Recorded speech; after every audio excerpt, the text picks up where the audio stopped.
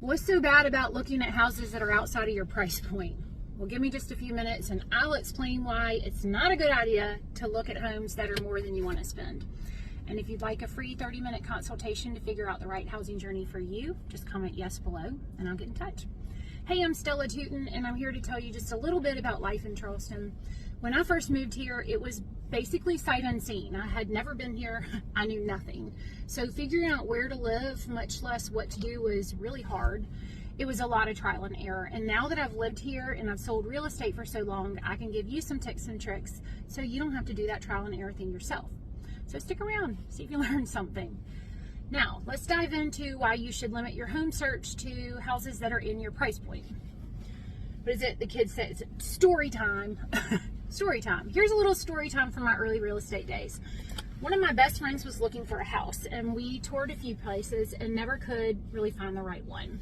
And then she sent it to me. She had found the perfect one. It was on Zillow and it was not part of the searches that I'd sent her. It was amazing. It was on the river. It had enough bedrooms to fit her supersized family. The kitchen was huge. There was plenty of space and a pool, and heck, there was even a pool house in the back with a bathroom so the kids could hose off after playing around in the marsh or the pool.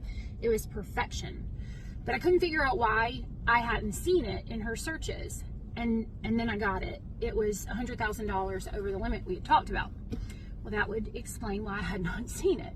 So I called her and we talked about it, and she thought that they might be able to stretch to it, and plus maybe the sellers would come down. So it was kind of like, what's the harm in going to look at it? So we loaded up and we went to see it. It was amazing. I mean, honestly, it was a dream house. And so we sat down and we put together an offer. I had run the comps and it was actually really well priced. It was just in an area that didn't have a ton of activity in that price point, and so that's why it hadn't really been snatched up yet. And they were able to stretch, but not too much. So we came in significantly under asking, and I did caution them that the sellers would probably balk at the offer and then not get their hopes up. And honestly, I knew it was really well priced, so I didn't think our odds were very good. Sadly, I was right and it didn't pan out, and they would not come down to our price. And that's okay, because I tell my clients all the time, you can't miss your boat. If you don't get on it, it wasn't your boat. Same thing with houses, it wasn't their house.